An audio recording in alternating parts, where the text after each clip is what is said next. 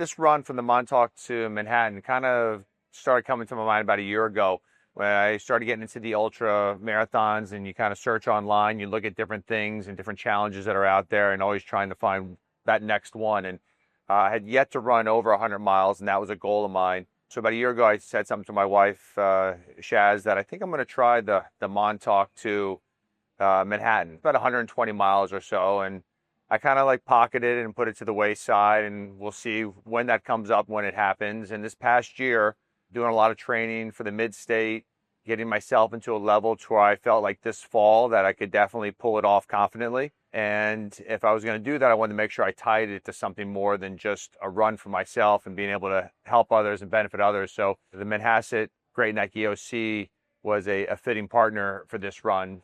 And they kind of melded together, and I was like, okay, this fall is going to be when it's going to happen. About a month beforehand, picked the date and joined up with the EOC, and we made it happen.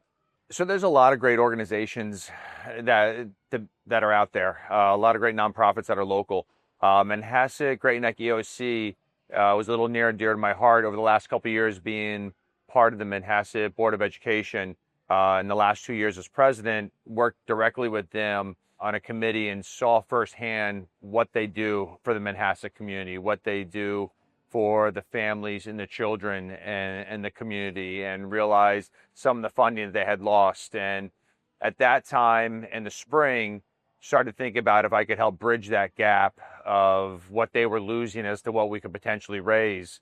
And wasn't sure where we'd get on that fundraising aspect of it, but knew it would have a direct impact on the community that I live in, and be able to help the kids and families immediately and see that immediate impact. When I do any of my runs into the city, like whether it was the 50-mile run or I'll pick a different bridge to run to and run over to the city, you get on Google Maps and you type in where you want to go, and they have the walking option. And you go to the walking option, and that way it doesn't take you on highways. It's all ways that you can kind of walk or run to get there. So utilizing Google Maps to kind of plot out the way. And then I took that path on Google Maps and put it into Garmin. And from Garmin, I was able to plot it out, share it, and follow that as I went. When it comes to looking at the distance, and then you start to figure out, okay, what pace I did for a 50-mile run, thinking about some of my training runs. You know, the furthest run I did before that was last Christmas when I did the 40-hour run down Tennessee. And I covered about 86 miles during that. So that was my furthest run I've ever done before that. And then this past year at the Mid-State Mile, you know, I crossed the 67 miles during that last man standing. So that, and then the 50 miles straight that I did for my 50th, like you kind of get an idea of where you're going to be. But I think Mike Tyson said it, like everyone's got a plan until they get punched in the face. So I had a goal of where I wanted to be. I had a goal of where I'd like to hit as I was going. And obviously different things happen during a run that you got to adjust on the fly as you're running, because at the end of the day, it's about finishing the run, succeeding and completing it. And you got to kind of listen to your body and see what your body's got that day. So when I did the 50-mile run, and I refer back to that because that was like my base run, that was a enjoyable, nice, smooth run. It did not hit any bumps, bruises. It was surprisingly smooth.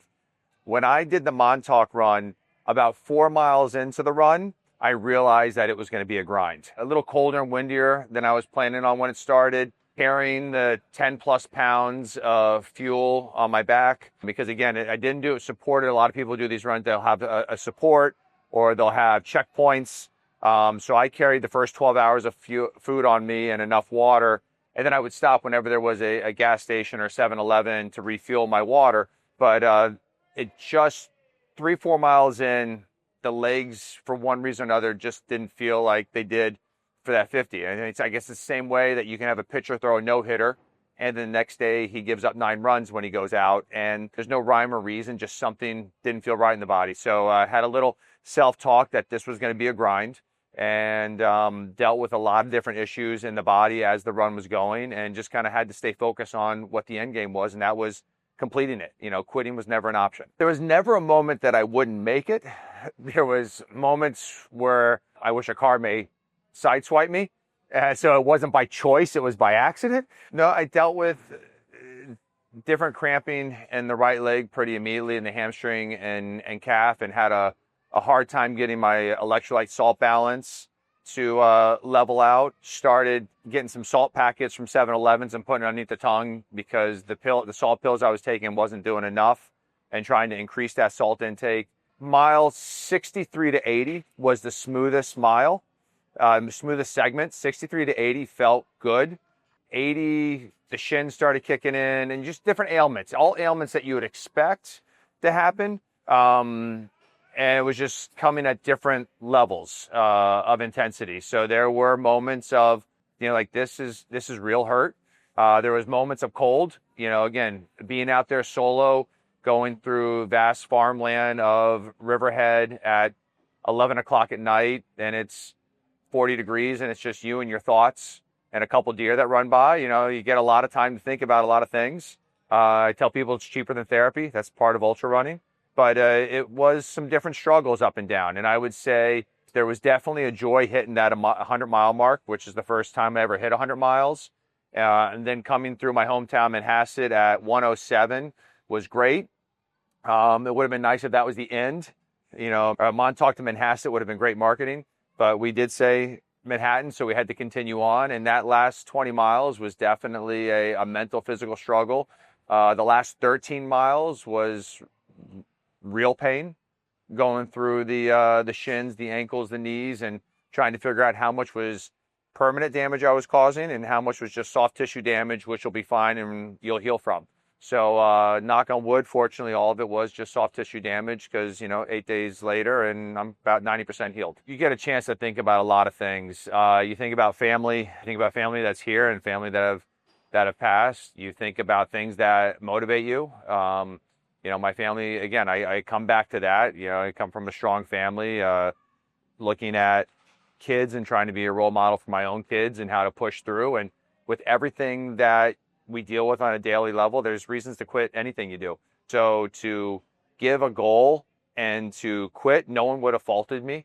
No one would have been like, well, you're right, that was tough. And hey, you did 60 miles. Hey, look, you did 70 miles. That's pretty good. But I still would have quit. And I still could have found a reason to quit. Like, you can always find a reason to quit. But that's not the role I want to show to my kids. And at the same time, the other motivating factor is I made a commitment to the Manhasset Great Neck EOC and those families and those kids that I was going to do this and we're going to raise this money.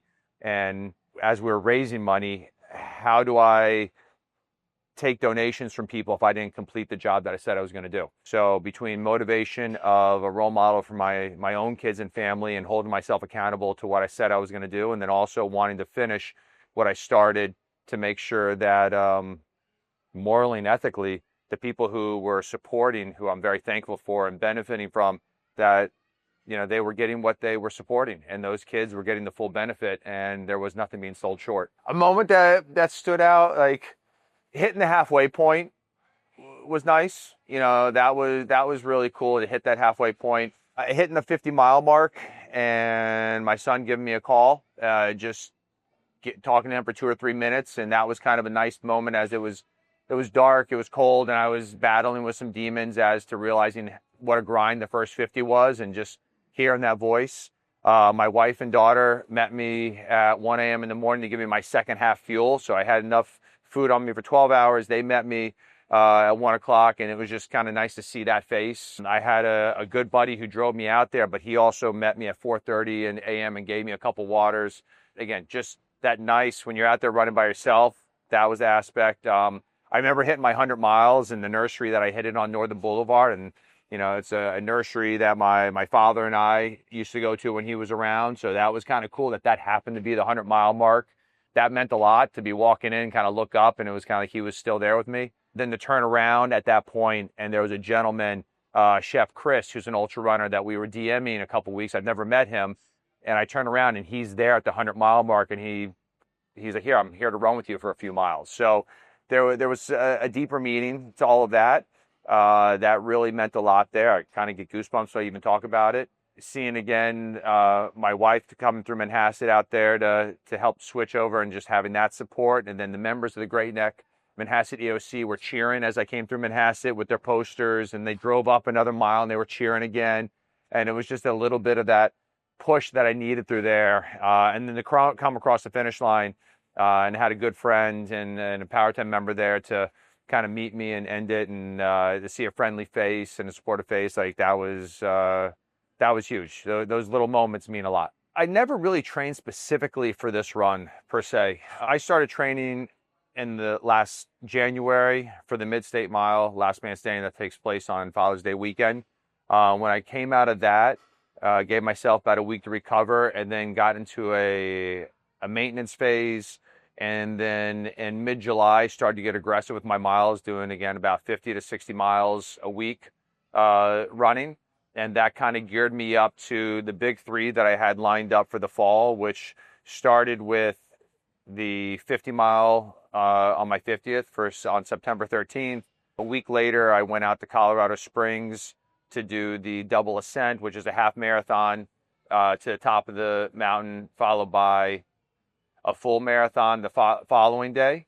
And I had about 3 weeks of downtime from there. So I did a week recovery, a week maintenance, and then a week taper to get me ready for the 100+ miler here, the Montauk to Manhasset. It was 9 months of accumulative training, nothing specifically for this race, but just overall fitness to keep my body going. As I've gotten more into the ultra running, I'm still just at the cusp of getting into this sport. There's still so much to learn, and there's people out there that I'm learning from. I've worked with my own coach, Coach Darren, who's kind of helped me with laying out some of the nutritional parts of it, as well as some of the run training going into the Mid-State Mile. And we've talked about different mental aspects of it. But I think as you complete these different ultramarathon checkpoints, you become a little bit mentally stronger. And what you also learn, which is why I referred back to the Mid-State, is the first year I went, I placed 30th. Last year I placed 8th. And every time you go out there, you kind of find out, okay, what am I missing? Why didn't I have enough to win? And you make your adjustments. And for me, when I was there, the middle of the night took me out. Mentally, the middle of the night, the focus. And I thought I was tired and exhausted, but I really wasn't tired and exhausted. I was mentally fatigued. So I needed to find a way to challenge myself mentally through the night for 24 hours to go past 100 miles and just kind of deal with my own thoughts, which is why it was very important for this race for me to do it solo and not with others, so that while I was in that middle of the night, that I had to kind of self-talk, work through finishing this race, work through getting through the knee going bad or the Achilles being tender, or having to change my stride so that I can continue to run, but a full stride bothered something too much. So having to do that and deal with those things on the fly, on a solo flight, as opposed to talking to someone on the run or having someone walk you through it, or having self-motivation of people constantly around you, was a big challenge and a step forward for me preparing for next year's Mid-State. I have a pretty strict nutritional leading up to it. My prep going into the week of, I've gotten down pretty good. The food on the run, I have my system while I'm out there eating, from Precision Fuel, Tailwind, Uncrustables is a fan favorite, and these nano bites that I get down from the Port Washington farmers market.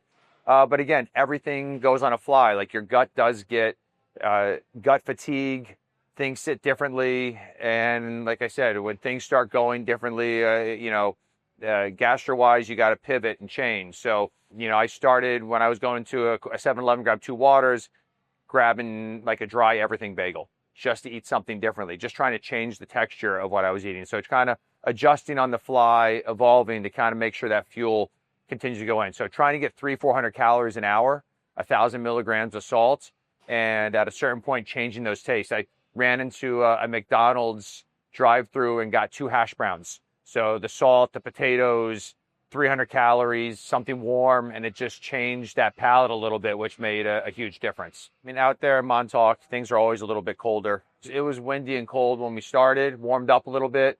About mile 26, I was able to shed some layers and enjoy the warmth. And then it dropped down into the low 40s that night. And the low 40s out there gets cold quick as you've been sweating all day. So that was a change. And I kind of stayed bundled up till about 9 o'clock the next morning when I hit Manhasset at mile 107. So it was definitely a period of some cold hands, cold body that working through. And terrain wise, not too bad. A lot of it was just you're running on the shoulder of a road. More often than not, I would run into traffic just for my own visual there. But there were sidewalks for a lot of it. In the logistics in regards to filling up, the one thing I did check is through the middle of the night to make sure how many 24-hour gas station or 7-Elevens were on the stretch through the middle of the night, knowing that I'd always be able to find something. And there was more than enough that, every hour, if as needed, I was able to go in and grab something, or every hour and a half, I would time it to where I'd be able to go in and get something to where I was never without resources. So finishing was definitely, it was relief, it was satisfaction, a little euphoria of just a little disbelief that I finished it, something that I thought about a year out and really became a reality. To finish it and kind of feel all the feelings that I went through and all those moments that the mind or the body wanted to quit, but the other wouldn't let it. And to finally get to that end point, which was the whole goal, like get to the finish line and to have that success and to have, now under my belt that, or feather in the cap that I've covered that amount of distance, was really cool. To see my good friend there, was great. Went home after that and went immediately to the cold plunge. So the first 48 hours, there was a lot of tenderness and some extreme swelling on the legs. The left lower leg was blown up, the right knee a little bit. But overall, the legs, a lot of swelling. So for the first 48 hours, I was doing 2 10-minute cold plunges a day, followed with the Normatec sleeves, doing that 2 to 3 times a day for 45 minutes, trying to get that inflammation out. The next day on Saturday, I went for an IV at Boost IV in Port Washington with vitamins, amino acids, rehydration. That had a huge effect in the recovery and how I felt. Did acupuncture about 4 days later, just to work on some things. Saw the chiropractor 4 days later. And now I'm going to, 10 days out, going to start massage. Started doing a sauna treatment about 4 days after it. So, the first couple days was just really working on the inflammation with the ice, with the Normatec, taking extra creatine and amino acids myself to help the muscle rebuild. I'd say 48 hours out, I was about 50% recovered.